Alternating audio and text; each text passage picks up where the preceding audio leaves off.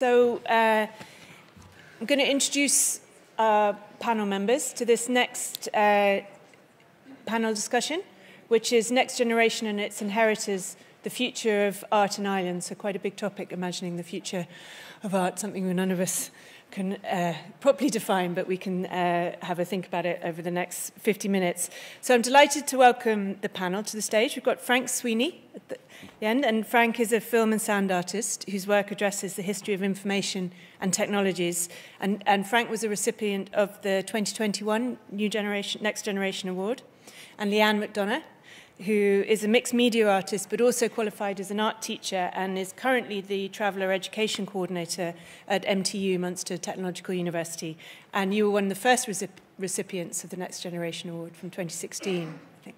And Choy-Ping Clarke-Ng, who's a Hong Kong Irish writer, director, performer, and designer of sets, costumes, and videos, and more recent recipient of the award from 2022. I think you've all got in the programme their full biographies, so I'm not going to read those out, but they all have huge amount of accomplishments to their name, and I think examples of how, and just their biographies alone show what investment in artists at stages in their careers can generate in terms of the work that they've achieved. To introduce myself, I'm Sarah Glennie. I'm currently director of NCAD, National College of Art and Design. Before that, I kind of worked in a number of institutions in Ireland, including the IFI and IMA. So I think I'm sort of coming to this question of thinking about the future of art in Ireland from sort of two perspectives. One from kind of working within an institution and thinking about how institutions support artists, but now sort of from working in the perspective of education, thinking very much about what it is we need to make sure our kind of younger artists are prepared for and how we can equip them to have an impact in what is as yet a kind of very unknown future.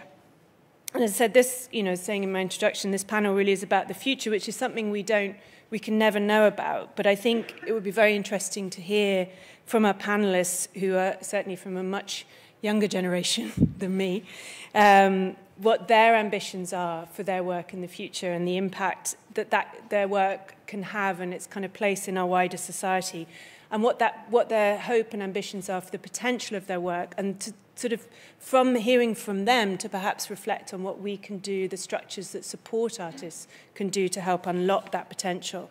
So I've asked each of the panelists just to give a very brief kind of personal perspective to kick off the discussion today, and then we'll kind of,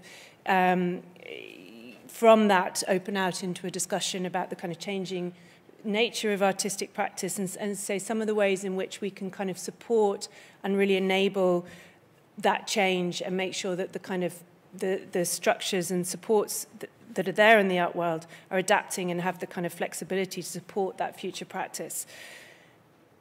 But before we start, I think it's maybe just kind of worth reflecting on the New Generation Award. And I think sometimes in Ireland, while there are, and I know I haven't been able to be here for the whole day today, and I know there's been a lot of discussions this morning, but we can think about the limitations of funding that's in place and the challenges with that, and it's always good to have that kind of debate. But whenever I travel outside of Ireland, I'm always really struck by what a kind of unique position we are in Ireland, in that there is really strong support given directly to artists that supports early stage career, that supports ambition, that isn't just there to award achievement.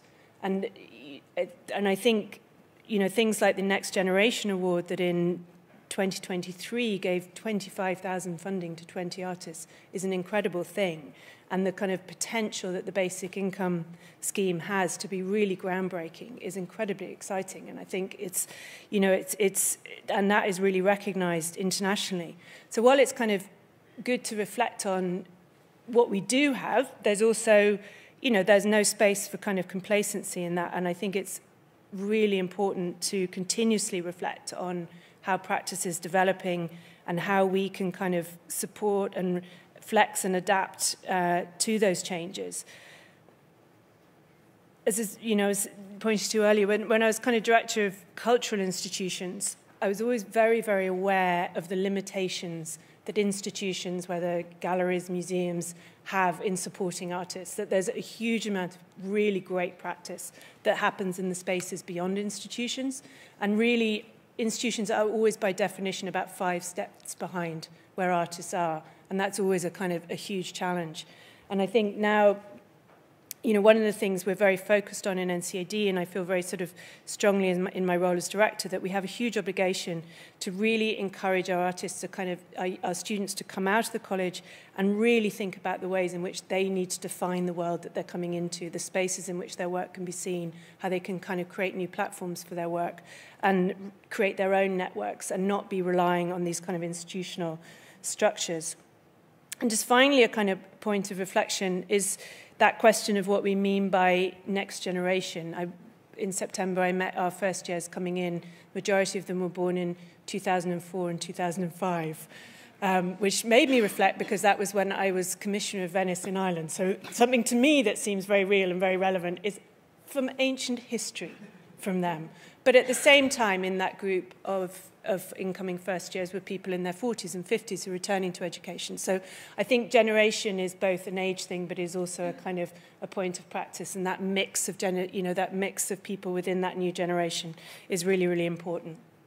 So that's enough for me. That was just a sort of few pointers perhaps to frame the discussion. And actually just one sort of final point, it's something I hope we come to a bit in our discussion this afternoon, is I think there is one still very significant challenge that we need to kind of own and really think about when we think about the future, is ensuring that the kind of next generation of people that are creating our cultural content reflect Ireland, because they don't currently. And again, that's something I'm very, very aware of in NCAD in terms of people coming to us, that sort of pipeline and what we need to do and the actions we can take collectively across the sector to change that. So I think these are some of the questions I hope we'll kind of touch on with the panellists. But I'm going to hand over to them initially, and Ping has volunteered to go first, followed by Jan, followed by I don't know if you can welcome to stay where you are or use the podium. I might stay here if that's okay. I'm very scared about public speaking, so further from that podium, the better maybe. But yeah, Sarah asked us, like, what do we think the role of art is, which I thought was a great question, because I don't really get asked too much, like, kind of, I guess, deeper questions about what am I doing and why am I doing it. But I was kind of thinking that, I guess, the core motivation I have is it's about creating empathy, to create more empathy, especially for people we don't typically see in theatre. And I think there's a kind of special power in seeing somebody live performing right in front of you or in the same room as you or the same space as you.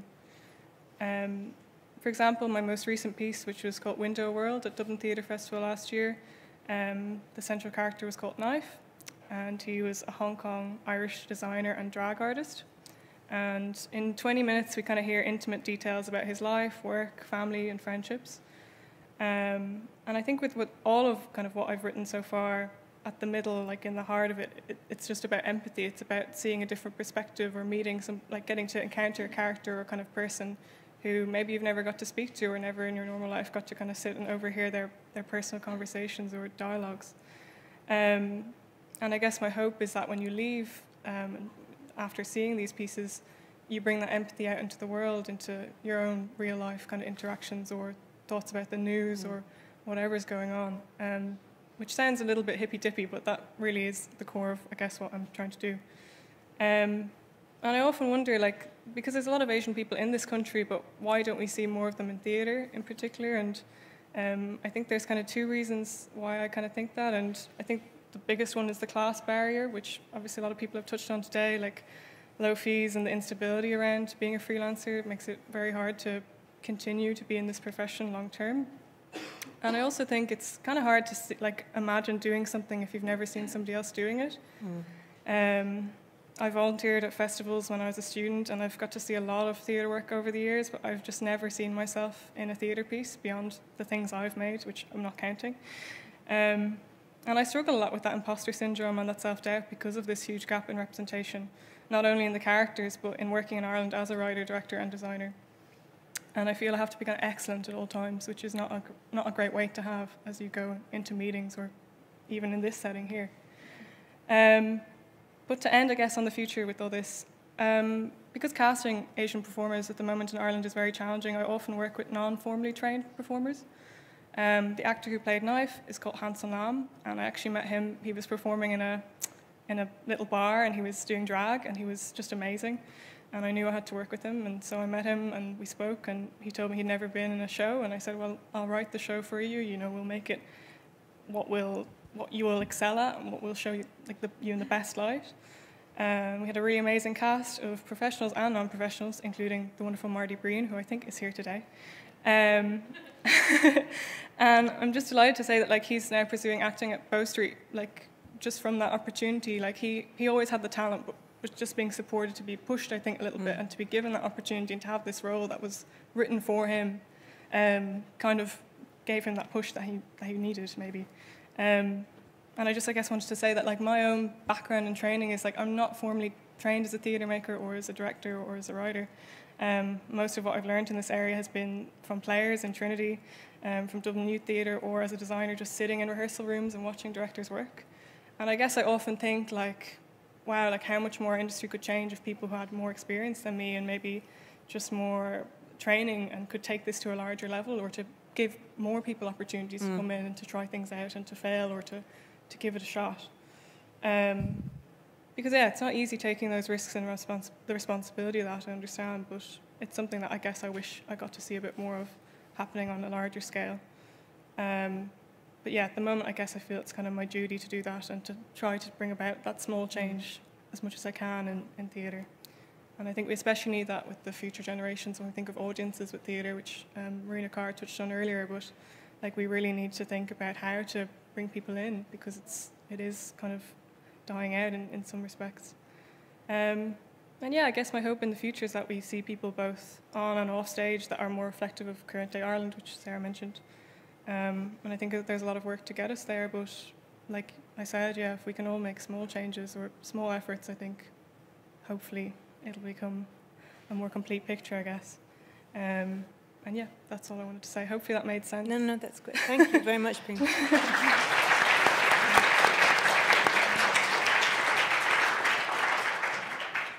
There's a lot to pick up on, which we'll sort of come to in our discussion, but I think that idea of representation is very, very important and kind of be seen, but also,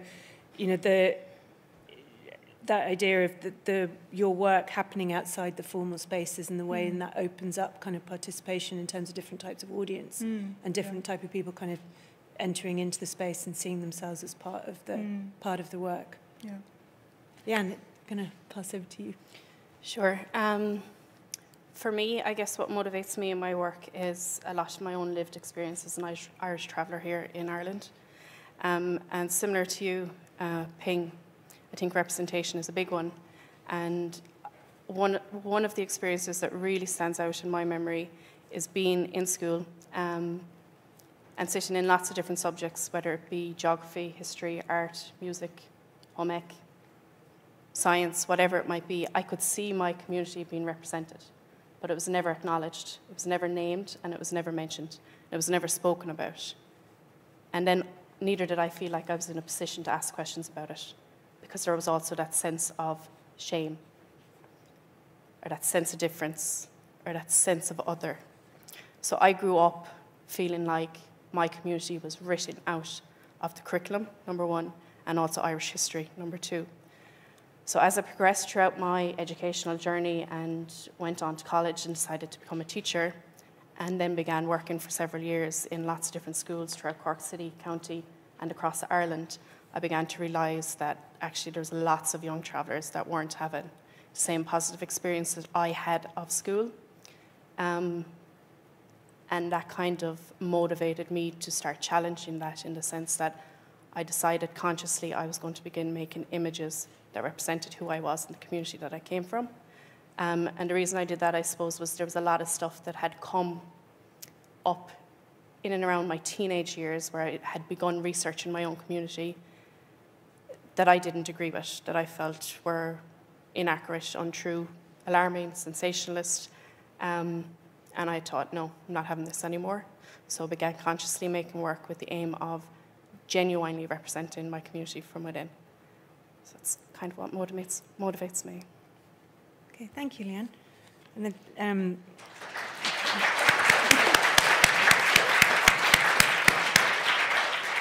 and I think you bring a very particular perspective from kind of working in the schools now and working in that kind of outreach capacity as well in MTU, as well as your own experience as a practitioner and positioning your work. But I think that point you make about the first experiences in education and how critical they are is something we can't, is really important to think about. And I think there's often not enough joined up thinking between all the stages of people's lives. Unfortunately not, no. Yeah, like from primary school to secondary school to their level to kind of, as they're entering into the practice and how that change happens. But we'll come back to some of those points. Frank? Thanks. So I suppose I like to think about art as like a way to kind of think through questions, like as a kind of medium which allows for like multiple subjectivities or like contradictory perspectives in a way that kind of other kind of media, like maybe journalism or language or other forms of communication kind of might struggle with. Art can be a way to kind of think through these ideas with an audience, or allow a space for thinking about these things. And I think that's like the challenge with that, I suppose, is maybe to kind of make work that is accessible as well as being kind of as well as kind of allowing for this kind of complexity work that's kind of accessible to people who haven't been to art college or don't feel comfortable in a gallery space maybe. And from that perspective, I've been kind of interested in both research and also as a way to kind of distribute my work, like in looking at the history of kind of different forms of distribution. So recently I've looked at like the history of pirate television and radio, or community television and radio, in most instances on this island, and also the history of like public service broadcasting. And I've been involved in kind of community radio stations, and I'm involved in DIY Film Club. So I guess I'm interested in kind of what ways we can kind of connect with people and bring people who aren't used to kind of being in art spaces into places, and get people engaged with kind of work and engaged with some of the questions that this work might be asking. Okay, thank you. There's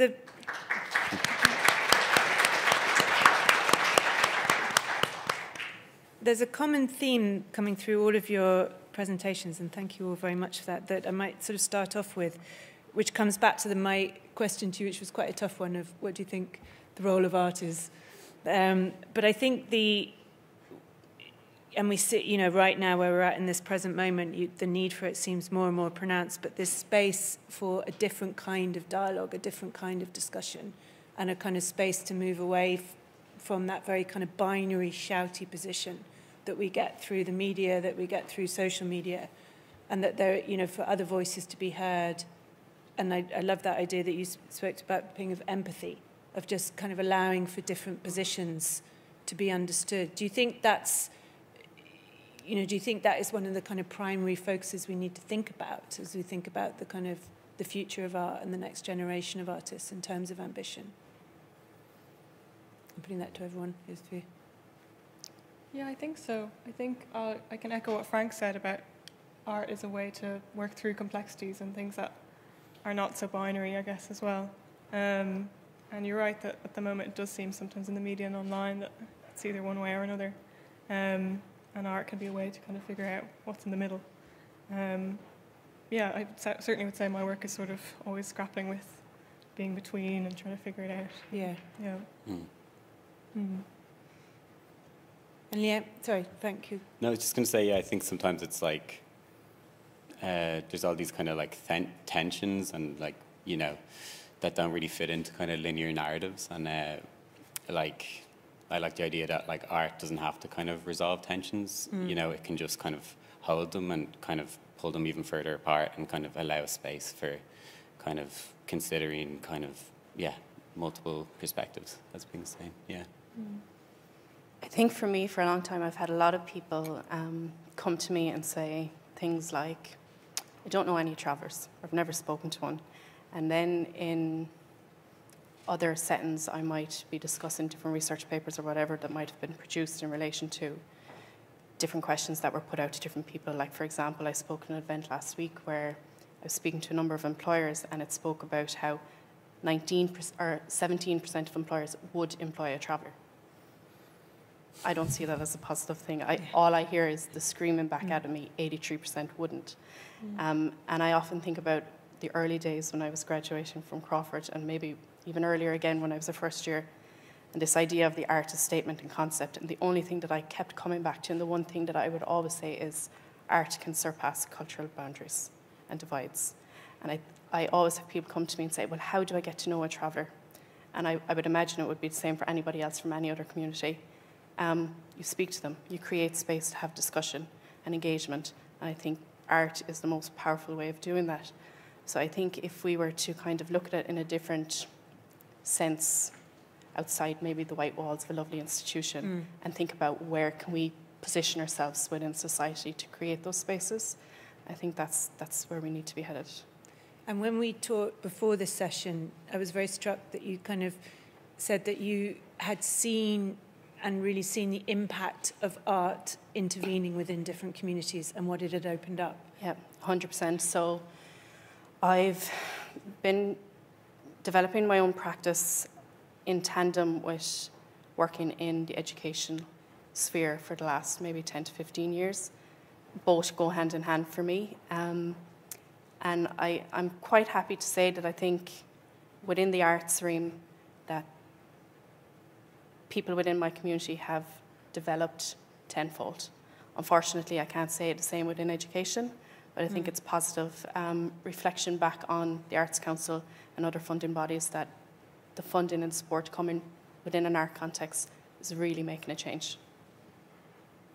So if we think about that kind of question of, you know, the future of art, what it can be and how we support that potential, one of the key things that strikes me from everything you're all saying is the importance of supports that follow the artist rather than bring the artist into the structures and the institution, that the kind of ability for people to step out into a community or to bring their work into different spaces, that's where the kind of the impact is going to happen. I agree. I'm going to share something with you that I was chatting to with some of the lads during lunch.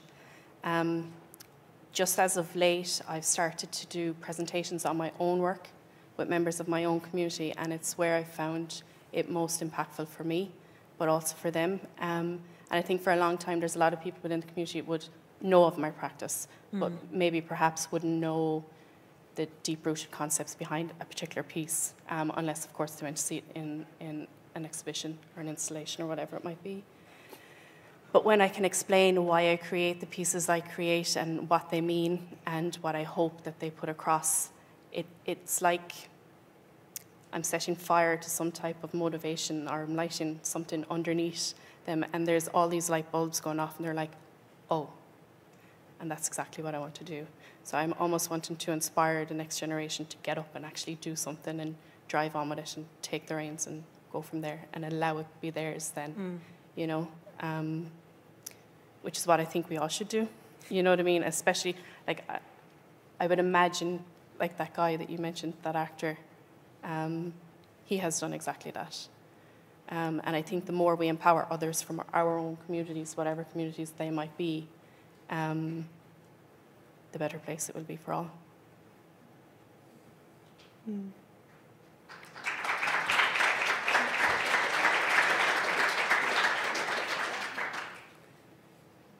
So as I mentioned before, I was keen to, you know, and again, it's sort of coming through in all our conversations, but to come back to this point of diversity, encouraging, as you say, Leanne, to kind of reach out to people and say, this can be you can do this. But that still feels like a huge barrier to people. And that journey of deciding you're going to be an artist and pursuing that route, and Ping, you didn't come through a kind of formal creative arts education, but Leanne, you're at Crawford, and Frank, I think you're at IEDT. That journey into those spaces still feels quite a narrow funnel for a lot of people. And I'm just interested to, if you have any sort of thoughts and perspectives of what we can be doing to encourage more people to see that as a route they can follow. It's a very difficult question. Very difficult question. I know it's, maybe to speak to your, it might be interesting to hear about your own kind of experiences of Frank, at what point in your kind of school life did you think, okay, IDT is for me, I'm going to think about studying film and this feels like the right route to me, and what was the triggers for that to happen? I studied Viscom and IDT, but I think I wasn't really good at anything else in school, so there wasn't many other options. But yeah, I don't know. I mean, it's obviously like I thought there was an interesting point made earlier whereby someone was saying certainly when I graduated from college, I was able to kind of also live on the dole, or that would be enough to cover rent and blah blah blah blah, and that's you really wouldn't have a hope of living out of home on the dole now. So there's kind of there's obviously these kind of massive class barriers to entry, and it's it's tough to say what can be resolved in that within just the arts sector, because so much of it is just kind of much broader, to do with the kind of economic systems, etc. But I suppose, yeah, sometimes I suppose a lot of supports can kind of say therefore kind of emerging artists, but they tend to also often be for people who've kind of been around and making work for a while, and to be around and make work for a while, to even be an emerging artist is takes a kind of lot of, to be able to have that time and privilege to be able to build a body of work that might even be able to allow you to be considered an emerging artist is sort of a barrier in itself. Just in relation to the impact that I've seen in the last maybe 5 to 10 years in relation to my own specific community, there has been a number of funds that have come out and specifically named this is for a member of the Irish traveller community, or not explicitly, but maybe minority communities or whatever it might be. To support people in that helps. Higher education. And I know not everybody might agree with that and the talk about quotas and so on, but I actually do think it helps. And I think if it hadn't been for things like that initially, there may have been nobody step forward. Yeah. You know what I mean? Because I know... So that direct intervention. Yeah, an explicit invite, this is for you, I think is important. Because, as you said, if you've just come out of college and you're a certain type of person and you're thinking, my God, how am I going to make it in this world? And then ping, something pops up that clearly states, you're welcome to apply for this. Okay. I think that would be fairly beneficial. And I think you're right, Frank. I think, again, sort of from the NCOD perspective, what we can see absolutely is it's that first few years after college that is the absolute drop-off.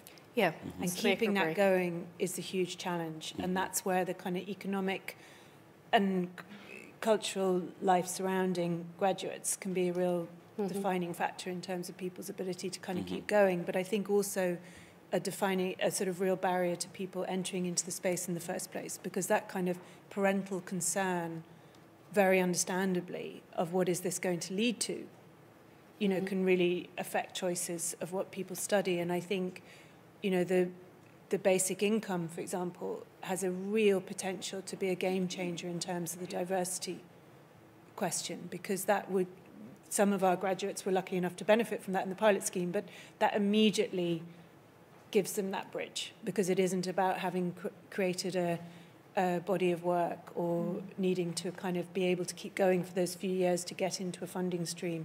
It's giving that bridge to people as they leave. So I think certainly from the kind of college perspective, I think that's being able to give assurances around that to incoming students is one of the things that would change the demographic coming to us very, very dramatically. And I think unless the demographic change is coming to us, it's not going to change in terms of the demographic coming out seeking for funding from the Arts Council.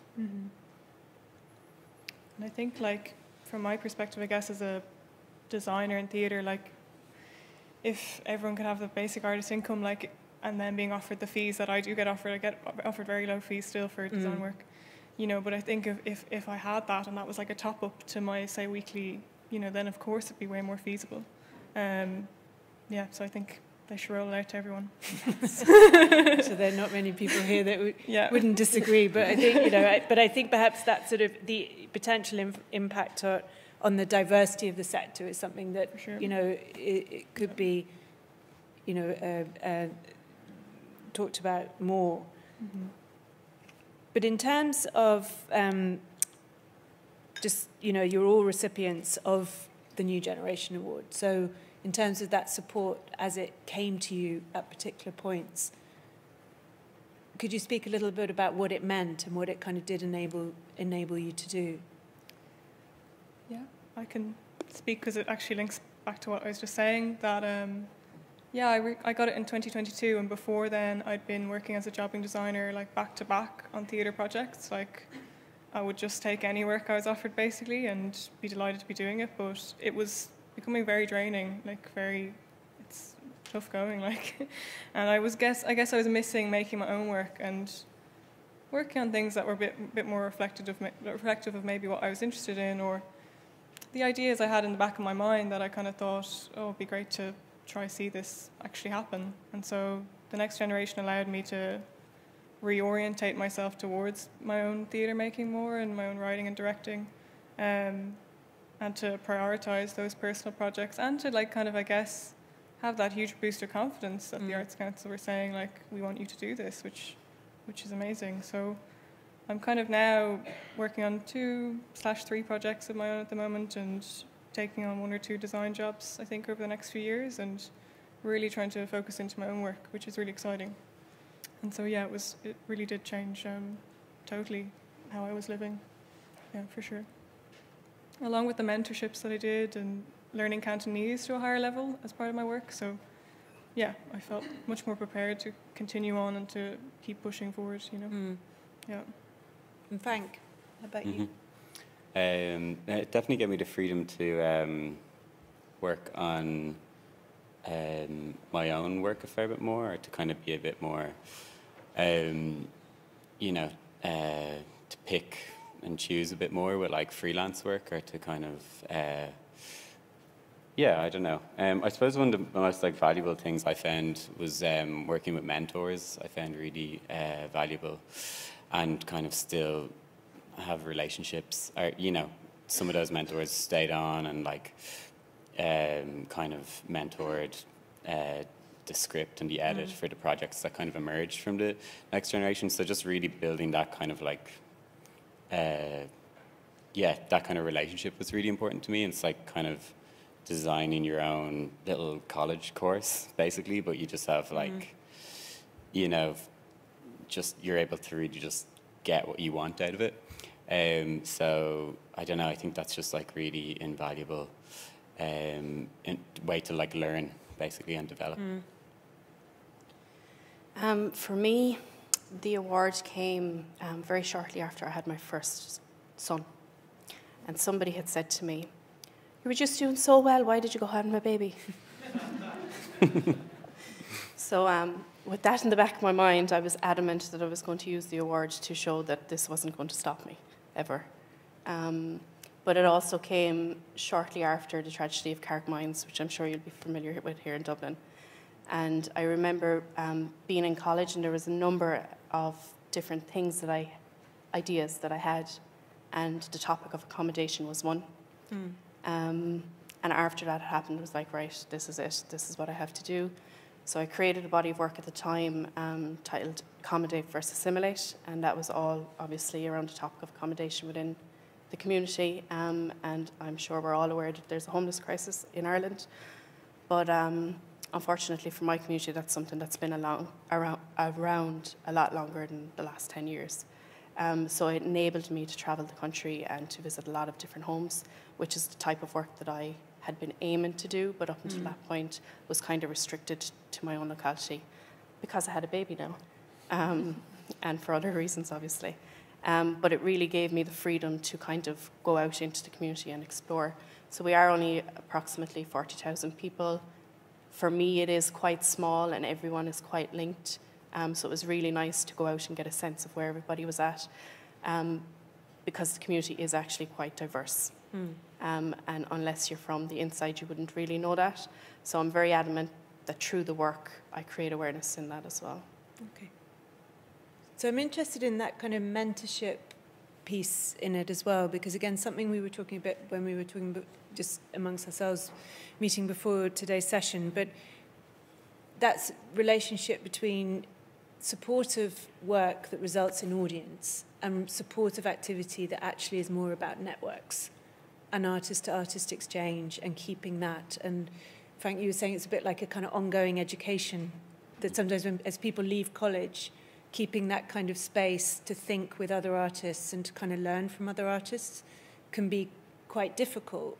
Studio kind of buildings can create it, but in other spaces, you know, and if you're not in that kind of community, it can be difficult to keep that interaction. And I think sometimes there's a lot of focus on funding that results in something very concrete for an audience. But if we're thinking about ways of supporting artists in the kind of future of practice, artists speaking to each other and learning from each other seems like a very valuable space. And I know it's something, Frank, that you're very involved in with the kind of collectives that you're involved in and different kind of networks that are quite self-determined. And I think I was saying before, but when we started FanVid, which is like a DIY film club, we kind of imagined it might have a bit more of a kind of peer-to-peer feedback part of it, but kind of what it's grown into is kind of a lot of people who don't make films who are just willing to sit through an hour of weird stuff are kind of coming to it. So it's kind of become something else. It's become more of a social space. But I suppose we also kind of like, whereas I think sometimes the more successful kind of like peer kind of feedback things, like was at Lux Critical Forum last week, and I've also presented work at Amy have a different one as well, which I forget the name. So Amy's the artist experimental living image. They have another kind of peer feedback session, which I can't remember what it's called, but it's really, really good. But both of them are kind of, they're not publicly advertised. They're only kind of invite kind of things. So I think that maybe works better for the kind of peer feedback.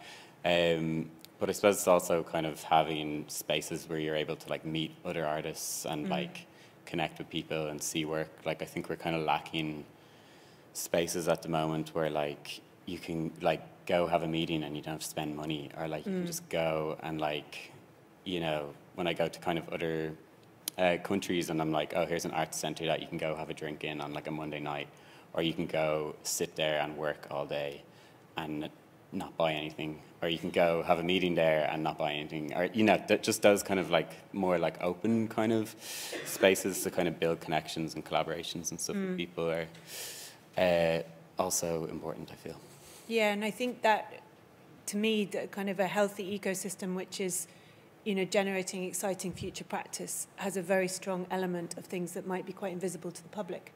But we can be very focused on the public. And I'm sort of, you know, saying that having come from running quite public institutions where our benchmark of success was continuously visitor numbers, and it's an important one, and public engagement is, of course, very, very important, but it's one metric.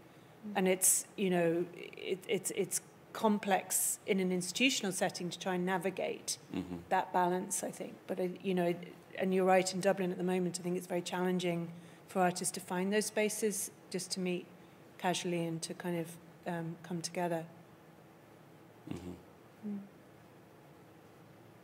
I'm looking at the time, and we might open out to the floor in case there are any questions or comments. We can keep going in case there aren't. I know we always have that awful moment of looking around and everyone's like...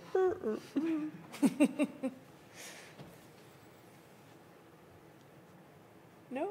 All quiet? Okay. We will keep going. So coming back to that kind of questions of that relationship between your work and the kind of structures that surround it, in terms of kind of funding bodies, in terms of institutions you're engaging with to kind of show work or to support your work.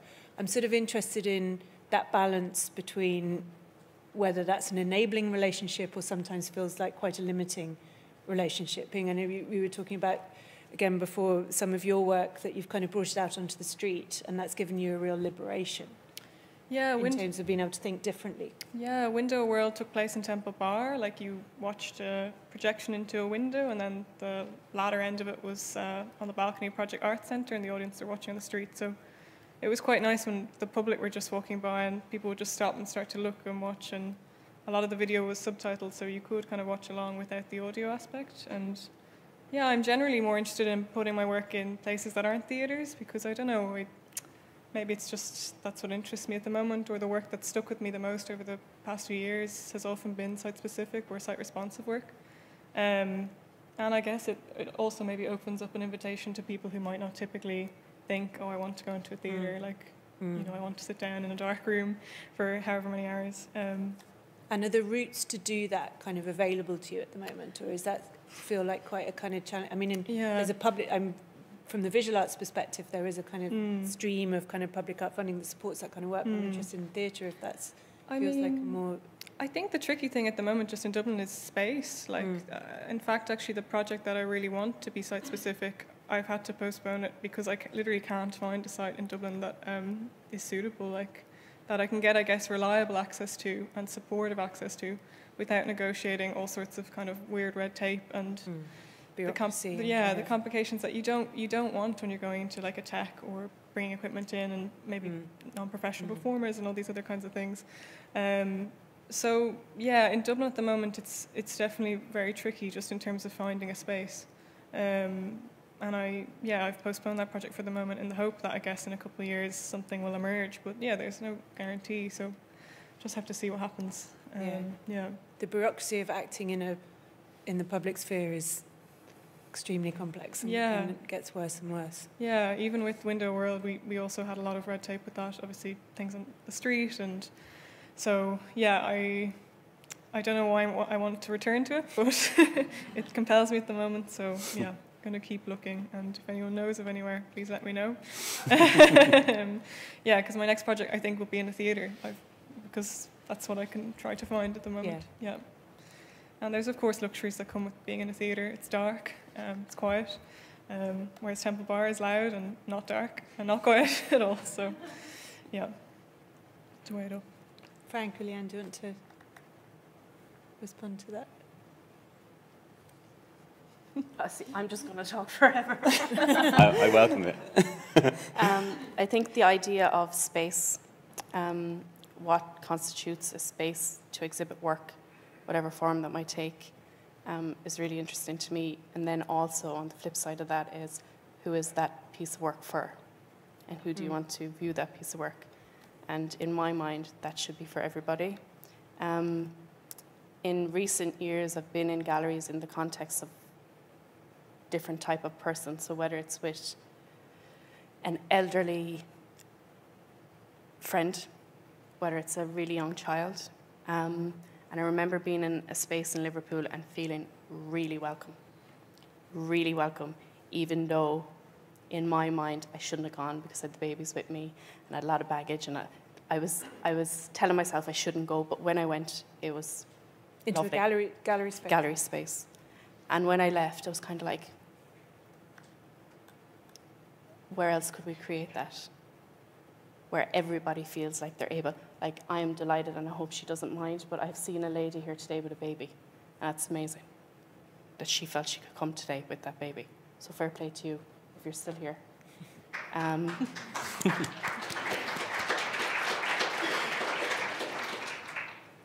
So I'm always consciously thinking about, if it was people from my community, how could I create a space where they would feel, yes, we can be here.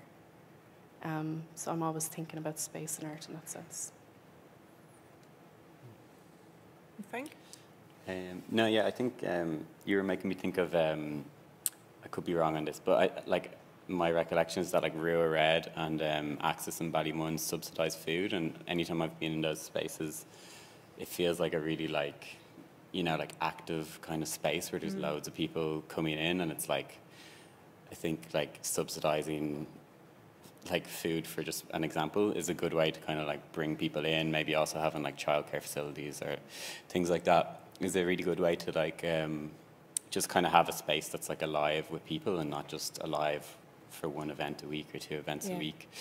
And then the only other thing I was going to say as well is that I just think also for as someone who kind of makes like digital files, essentially, you know, they're kind of very reproducible and very easy to distribute. So like kind of infrastructure like online platforms or like television or radio or, you know, digital forms of distribution would be really good to see more investment in that, and like a kind of to get work out there, because there's a lot of people making work that is, you know, can quite easily be distributed through those kind of networks, but those networks maybe don't exist. And even like, you know, there's lots of stuff this week about all the kind of cuts in public service broadcasting, and you know, there's all kinds of things which we consider public service broadcasting. Broadcasting isn't seen enough as a space for art to be made and totally, disseminated. If you look at the history of like Channel 4 and the workshop movement, or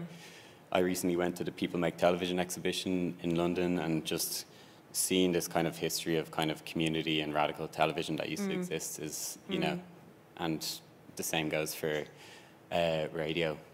That, I don't know, I as a person kind of working in that area, I think that would be interesting to see more focus on that. And I think it comes back to what I was kind of, and Leanne, your point, I think is a very important one, and it sort of brings, you know, that question of if artists are working with institutions, what artists do to shape the institution to feel like a different kind of space, and one that where the audience that are coming in can feel some kind of ownership.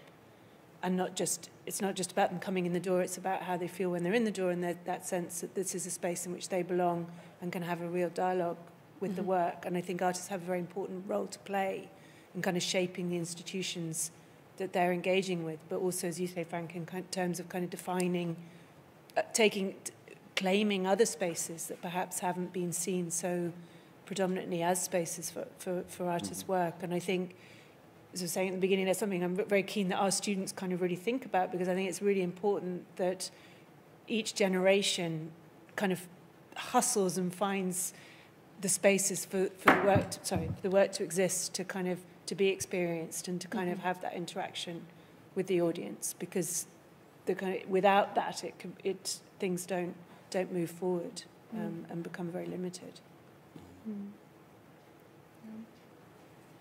I think we're coming to the end of our time. I'm going to open out the floor again. Thank you very much. In case there's any other questions, or go on, just at the back there.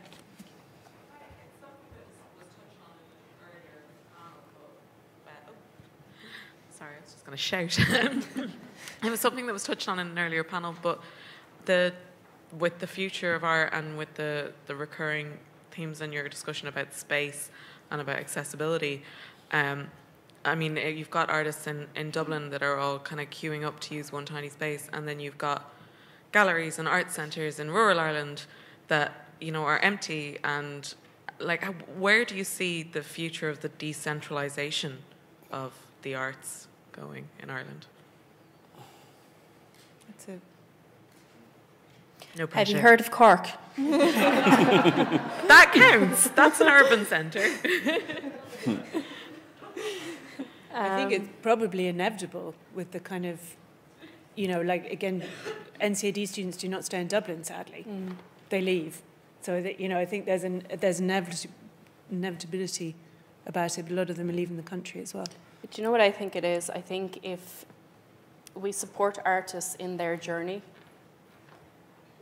that perhaps and hopefully the audience will follow them, as opposed to maybe select an artist for certain reasons to be in a certain gallery. Like, for example, I'm quite happy living in rural Cork, and I would hope that the institutions and so on would be happy to engage with me in that way. And if I rocked up one day and said, actually, let's have this exhibition in Little Ballynoe in the middle of nowhere, that would be a possibility. So I don't know. I think it's being able to have those conversations with people, and then again, of course, that brings it back to the space and where should the art be. And of course, I think artists should have a fairly heavy influence on that, seen as they're producing the work. And I know it's a collaboration with an organisation or whatever it might be. And then possibly it comes back to the artist and how confident they are in themselves to maybe stand their ground and push for that. But yeah, I think maybe we should fight for it more and pull it out to the countryside. And the digital spaces that Frank's talking about immediately kind of decentralises and for sure. out. I was also thinking about there is like this history of sort of attempting this. There's like I did a little research before on Múinteoir na Tíre, which were kind of like a movement which emerged from the cooperative movement, and their whole it was kind of a cultural project to kind of stop emigration, and they built like this kind of network of like cinema, kind of multi-purpose, like some people say the first cinema ever built in Ireland was built by them, and they built a kind of network of like multi-purpose kind of halls that could be cinemas, that could also be theatres, that were also places where you could have community meetings and stuff like that. So I don't know, that's it, just to say that's like an interesting, some of those halls are still in use, like I know Askeaton Arts Festival uses the Múinteoir na Tíre hall. So I don't know, just an interesting history of kind of attempting to kind of decentralize kind of culture that could maybe be drawn upon. Or even to replicate models of good practice. Like one I really love is the Waterford Walls. And that is now gradually seeping into other counties, which is amazing, you know what I mean? So if something is working well in a locality, to try and replicate that, it doesn't necessarily have to be in a city, and I know it comes back to audience numbers and ticket sales and whatever it might be. But like, as I said, I live rurally, and in 5 minutes down the road in a little village, there's a beautiful piece on this wall, and I would have never imagined 5 years ago that we would have been gifted with something so amazing. But because of the artist who produced it, and I know them, that they were adamant that it would be in that place for that reason, it wouldn't have happened. You know what I mean? And I think, you know, to speak to your point, Leanne, about this kind of the artist leading the way and then the world following it in a way. But I think as examples like Askeaton and also like Workhouse in Callan, they're kind of where there's an awful lot of practice that is really interested in what local community means, or perhaps what rural life means, or particularly as artists start to think about climate emergency and respond to that in their work. There's a lot of practice that makes a lot of sense happening outside of the big urban centres. So I think that will happen more and more over time, and you can see that happening a lot internationally as well. It's kind of things like Future Farmers, or a number of big, international kind of collective practices that are really thinking about what it means to be working in these different kind of contexts. I'm getting red flashing. Oh, another. Any other? Hi, how are you? Oh, my name is Caroline Lockman. I'm the director of KCAD Arts Centre in Callan, County Kilkenny. And we're affiliated to Camphill Communities of Ireland and, of course, Workhouse Union in ways as well.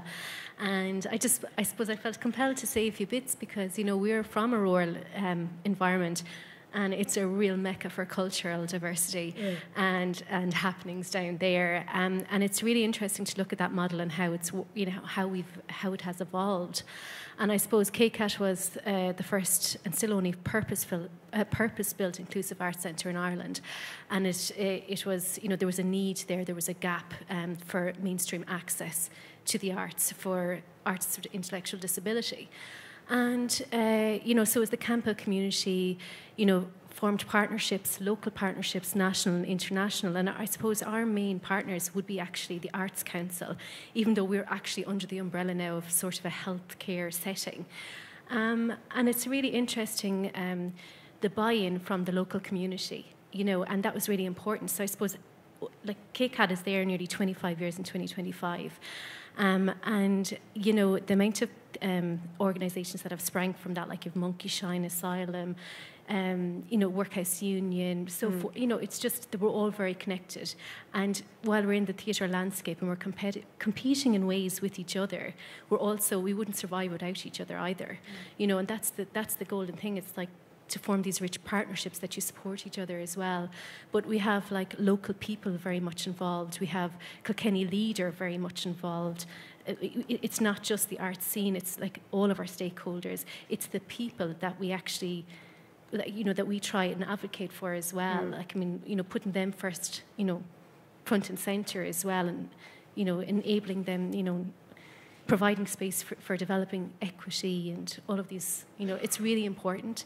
And I suppose I just feel very privileged to be in a rural community because I see that it can happen.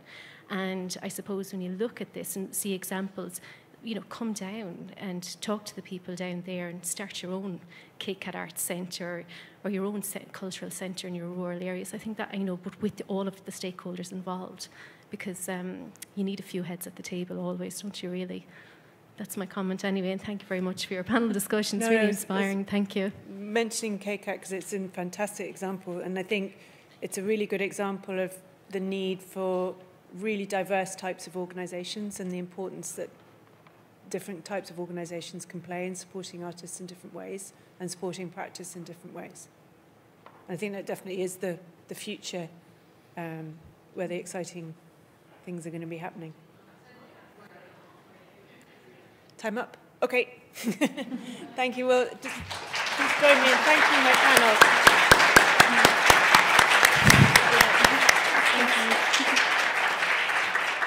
Thank you all very much. Thank you for your contributions.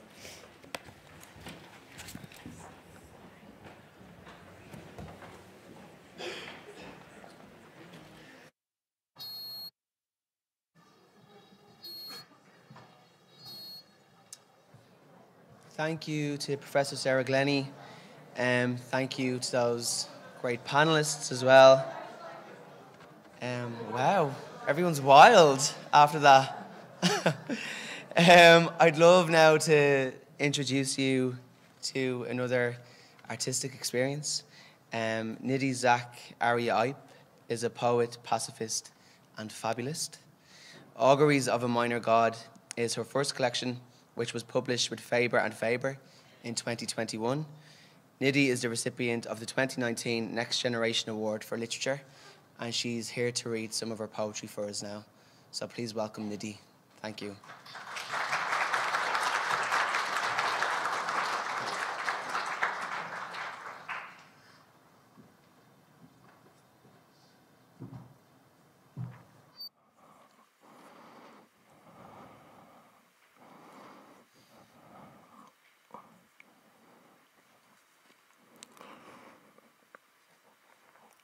Incantation for the hair. Hark for spirit of this land, these not made by human hand. 3 cures, honey, milk and salt, drunk in a seashell before dawn. Black naped, honey hued, bright of eye, snowshoed, blossom tide and fertile.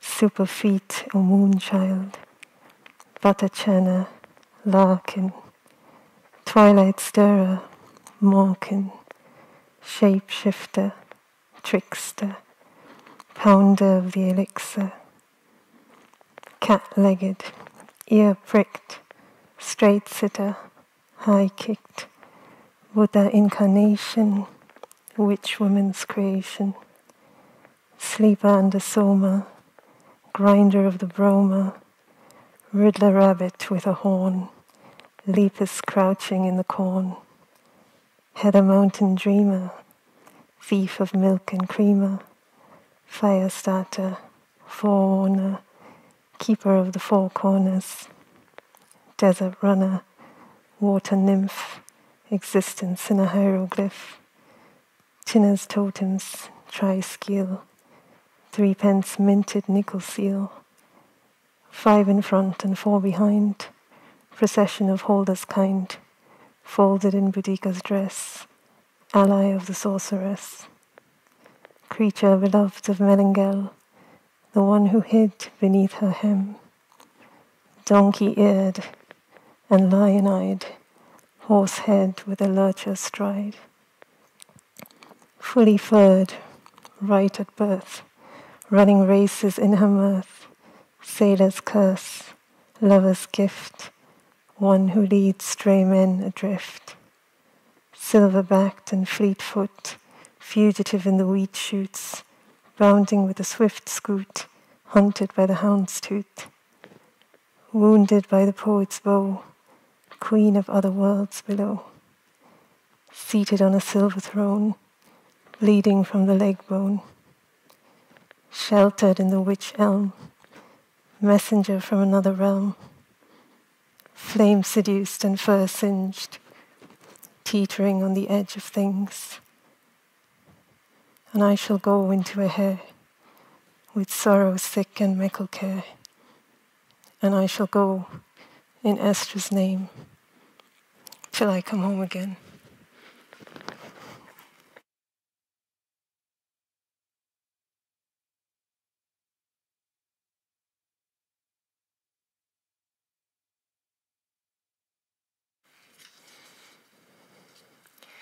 I had planned to tell you a little bit more about this poem, Incantation for the Hare, an anonymous 13th century Middle English poem which I responded to called The Names of the Hare. I had intended to talk about the hare, which is believed to be Ireland's oldest surviving indigenous mammal, a creature who recurs in mythology and folklore across the world. The hare is associated with the supernatural, fertility, lunacy, the feminine and the occult. In China and East Asia, there is a legend of the hare in the moon, companion to the goddess who pounds the elixir of immortality. In India, the hare is a reincarnation of the Buddha, an animal that sacrifices its own life to nourish others. In certain African traditions, the hare appears as a trickster figure, as a dairy thief in Scandinavian cultures. For the Native American peoples, the great hare was the supreme deity, creator of the human race. In Celtic lore, it was believed that witch women had the ability to shapeshift into the form of the hare. I had meant to remember Isabel Gowdy, a Scottish woman suspected of witchcraft, who was executed in 1662, whose spell for transforming into a hare ends my poem.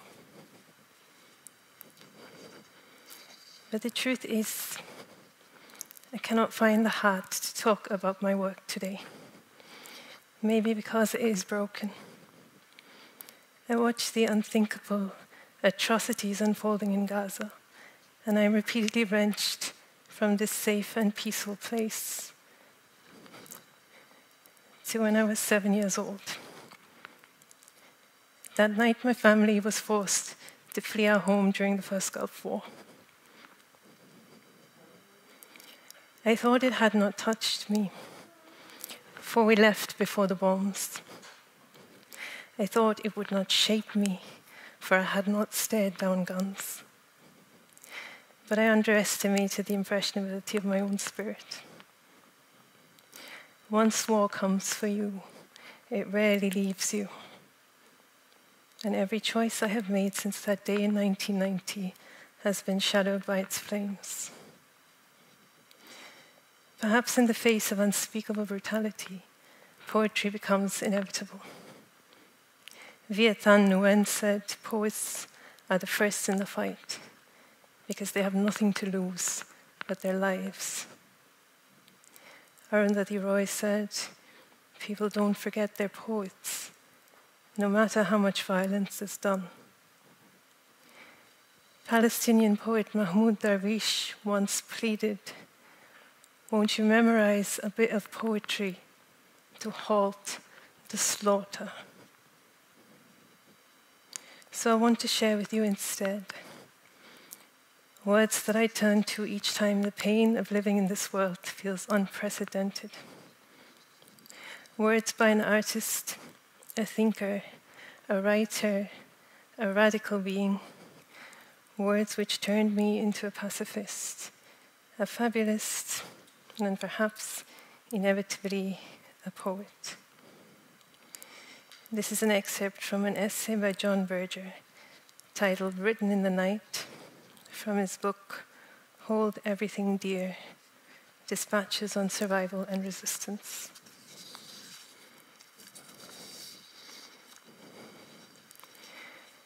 I write in the night, although it is daytime. For almost a week, the sky above Paris has been blue.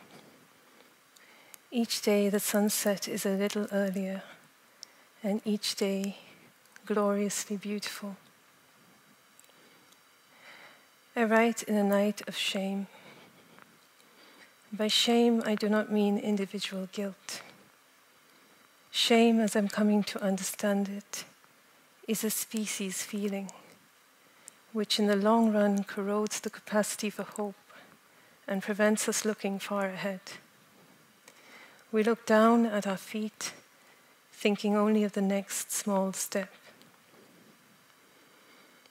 People everywhere, under very different conditions, are asking themselves, where are we? The question is historical, not geographical. What are we living through? Where are we being taken? What have we lost? How to continue without a plausible vision of the future? Why have we lost any view of what is beyond a lifetime? To take in what is happening, an interdisciplinary vision is necessary in order to connect the fields which are institutionally kept separate. Any such vision is bound to be political. The precondition for thinking politically on a global scale is to see the unity of the unnecessary suffering taking place. This is the starting point. I write in the night, but I see not only the tyranny. If that was so, I would probably not have the courage to continue. I see people sleeping, stirring, getting up to drink water, whispering their projects or their fears, making love, praying, cooking something whilst the rest of the family is asleep in Baghdad and Chicago. I see pastry cooks working in Tehran, and the shepherds, thought of as bandits, sleeping beside their sheep in Sardinia. I see a man in the Friedrichshain quarter of Berlin, sitting in his pajamas with a bottle of beer, reading Heidegger, and he has the hands of a proletarian. I see a small boat of illegal immigrants off the Spanish coast near Alicante. I see a mother in Mali.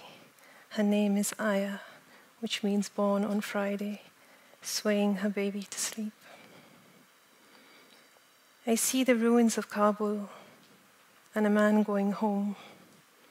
And I know that, despite the pain, the ingenuity of the survivors is undiminished, an ingenuity which scavenges and collects energy.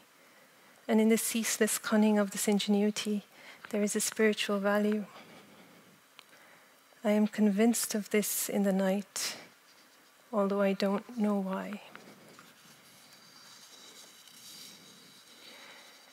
Those who have different visions or hopes for the world, along with those who survive from day to day, are backward relics from another age, or, when they resist, either peacefully or with arms, terrorists.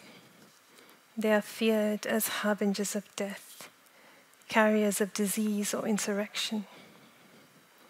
When they have been downsized, the tyranny, in its naivete, assumes the world will be unified. It needs its fantasy of a happy ending, a fantasy which in reality will be its undoing. Every form of contestation against this tyranny is comprehensible, dialogue with it impossible.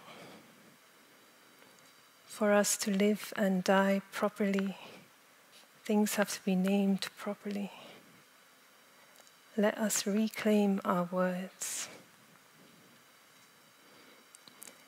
This is written in the night. In war, the dark is on nobody's side.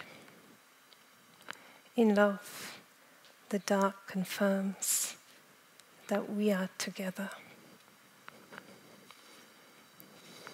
Thank you.